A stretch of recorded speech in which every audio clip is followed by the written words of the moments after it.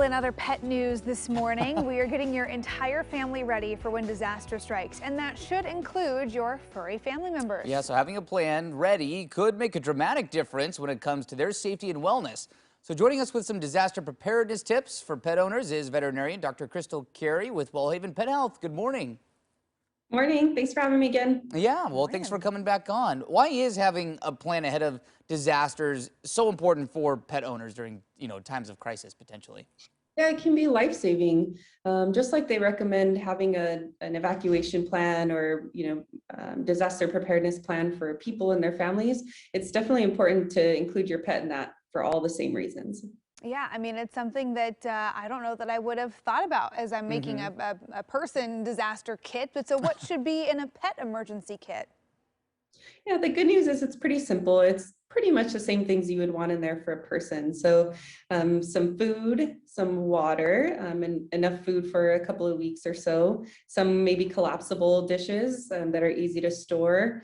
Also any medications that the pet takes, you'll want enough for a couple of weeks worth. And my tip is to have it set in a calendar or something where you check your kit every so often so you can make sure that you rotate the food and medication so they don't expire in the event that you need them.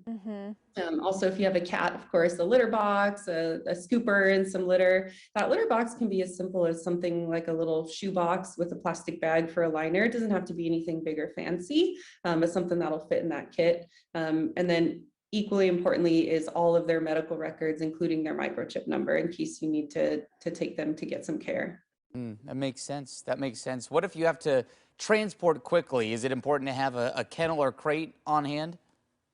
Yes, definitely. I'd recommend having those set ahead of time and just ready out in the garage or in a hall closet or something like that. For a big dog, you might not necessarily need to transport them in the kennel, but in the event you need to stay in a shelter or something like that, they're going to need a confined place to stay. And the same for a cat, actually. So in addition to having just a little cat carrier that you can transport your cat in, it's a good idea to also have maybe some kind of small, like those wired dog kennels. Something big enough that'll fit your cat as well as the litter box in case they need also kind of temporary housing. Yeah, important not only for your pet to be able to stay in those areas, but for the safety of everyone around them too. Yeah, Because no doubt. animals behave differently when they get stressed, and having that space for them, I think would be critical. Would you want to think in terms of a leash or a muzzle or anything else to be able to transport your dog? Both of those things. And, the leashes are usually easily accessible. At least in my house, they're right by the door anyway. And so I would keep them in a place like that where you can easily access them at all times. Yes, a muzzle just in case, like you said, they don't always act as they normally would if they're stressed or injured or something like that. So having a muzzle in that kit would be a good idea. Also, maybe some first aid supplies, kind of like we talked about in the first aid video. Yeah, that makes sense too. Well, I know you talked about the chip earlier, but also other ways to ID your pet, whether collar. I could also see how that's important because if a dog or a cat, is stressed, maybe they book it. They run away from people. I would imagine it's probably pretty important to have that kind of ID on them. Absolutely. Collars and tags for sure. The minimum, the pet's name, your name, and your phone number. Some people have even recommended having an additional tag with somebody else's phone number who's in a different place, just in case you're unreachable.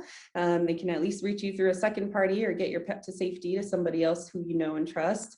But that microchip, yeah, if your pet doesn't already have a microchip, I'd recommend talking to your vet about that because the microchip is there to stay. So even if the collar or the tags get lost for some reason, if they have that microchip, it'll be there. And if anybody ever scans that pet, a veterinarian, a shelter, what have you, they'll be able to reconnect you. Yeah, I know. I went and set up Samwise's microchip, and you can put your contact in, that secondary contact, like you mentioned, all of your vet info in there as well.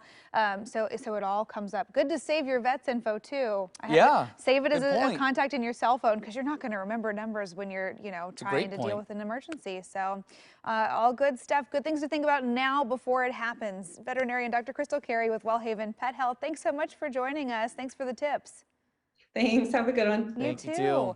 And if you need some advice when it comes to your pet's wellness, you can book an appointment at one of their local clinics all over the metro area. Just go to wellhaven.com to find out how.